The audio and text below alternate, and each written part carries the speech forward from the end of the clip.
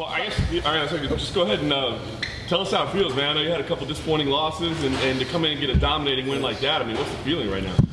Dude, it's been a long time coming. 2 freaking years, man. I think, yeah, Fairfax is the last time we won a fight, so it doesn't seem that long maybe in the eyes of other people, but myself, it's a, you know, it's a, I wouldn't call it a losing streak, but my brother told me, you know, momentum, just staying active and putting wins together in the same year and being able to get in there every few months, just, you know, you start building momentum, you know, and having a couple of years without a victory, some tough fights, you know what I mean, it kind of, I guess you could say it throws you off a little bit, but yeah, it's nice to get back in the winning ways, stronger, faster, more confident than ever, and back at 55 where we belong, I guess. You know, it might have been your best performance, I mean, ever. That was just incredibly dominant. But I wonder, you know, during those losses, you know, was there ever any part of you that thought, man, I've been in this game, you know, 50 fights, 14 years, maybe my day passed me by? I try not to, you know, think about it like that, because as long as I'm having fun and I feel like I'm improving,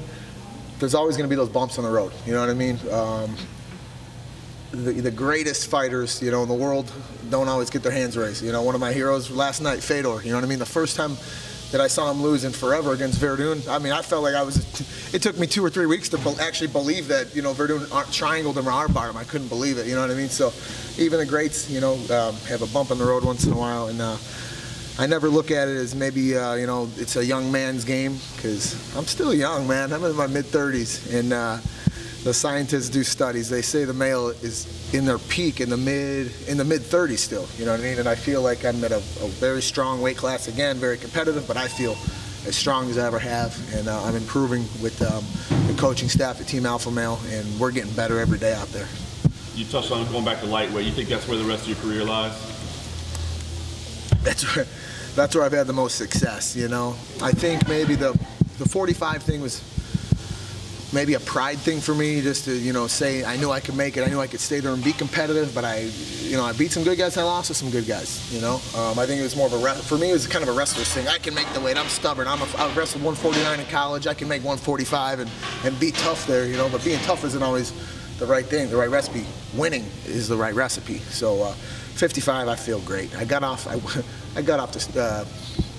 woke up at 155 and a half for weigh-in day. I didn't have to do anything except walk around to jump on the scale, so that's awesome. It makes sense. The last thing for me, I got to ask you one thing: the fight, the kick in the opening round, where the scorpion kick there. I think people were calling online. What was that? Where did it come from? It was probably nowhere near, but I felt like his head was right there, so I tried it. How far away was I? 2-3 feet? It looked like it almost landed. Okay, I couldn't tell. I was like, oh well, and then I tried it again, and I was probably further off. You guys can't see my face. No, you guys can't see my face now, but I was laughing at myself. I'm like, why not, you know? And then I was thinking about the old John Jones when he goes to a single and then does the spinning back elbow, but he's a whole different freak of nature. You know, I don't want to give up my back, you know, willingly. So it was something I tried. Video game stuff, you know. Like you said in that second round, once you came off the second round, it was like, you know, he couldn't take that pressure. Did you feed off that? Yeah, you know, because I actually had the first round maybe going his way because he kind of stopped 2 takedowns. Well, I mean, they were close, but I had him to the fence, but I wasn't able to really solidify a takedown. So I was like, okay, I got to do something now, you know, because it was pretty even. But to me, if you don't get the takedown, you stop it. That's more points for the guy that counters him. So then I knew I had to get my stuff going. And then once we buzzsawed him in a second, I knew follow the recipe, get him to his back again, and he's slick. I've seen him choke guys. He's got a funky grip, but once he fell to his butt, I knew we just had to jump on. I don't mount guys. These guys know in practice I'm not good in the mount, and I thought he was going to bump me, and towards the end, yeah, he ended up getting me off him at the last 10 seconds, but I knew we had to fight in the bag, so it was tough. How much did you experience the fact that you're better in the game, and the fact that you've made strides, you know, you ain't got the W's or so coming into play? That's a good question.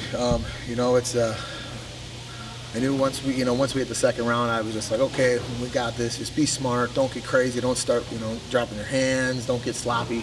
Don't get careless. Stay in there. Keep working the stuff coaches were telling you. Get into the fence. Get him down and get the W. You know, I was trying to get him out of there. I was trying for the head and arm choke. I was landing elbows and knuckles to the side of his head. But he's tough, man.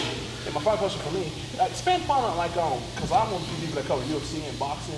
People understand, regardless if you're Mayweather or Fedor, it's a young man's game. And Talk about that. Absolutely, absolutely. I was thinking last night I had to look back at when they showed Mitrione and Fedor, and I'm like, how old is he? I was thinking like 42, and they're both 40.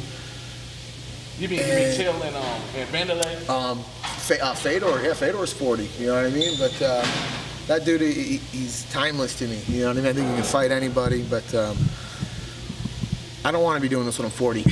You know what I mean? I love Fedor for being the man that he is, and I feel like the dude sits in the locker room, plays cards in his jeans with his feet up, eats a 12-pack of donuts, and then they say, all right, Fedor, you're on. He just jumps up and goes out and, you know, and fights. And to me, that's just awesome. The guy's like he's a master. It's not for everybody, but yeah, I don't want to be fighting when I'm 40. I want to be, you know, coaching and helping, you know, coach wrestling and things like that, and watching all these stables of fighters we have, you know, improve. But it is a younger man's game.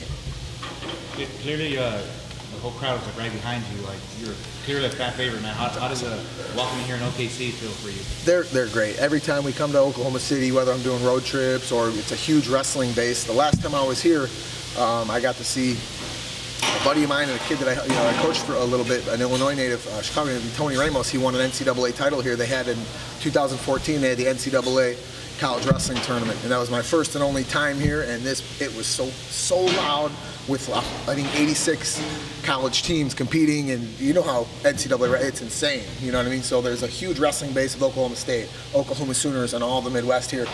So that was really cool to have cheers from beginning to end. But I still don't like, the crowd doesn't know that about it. I don't like when they boo anybody, you know what I mean? Because it takes a lot to get in there and compete, and whether you're on TV or not, it takes a lot just to get out there. But thank you to Oklahoma City and everyone that came out here on a Sunday, because I know a lot of people, they got jobs and they got work tomorrow. So thank everyone for sacrificing that time and being out here to support us.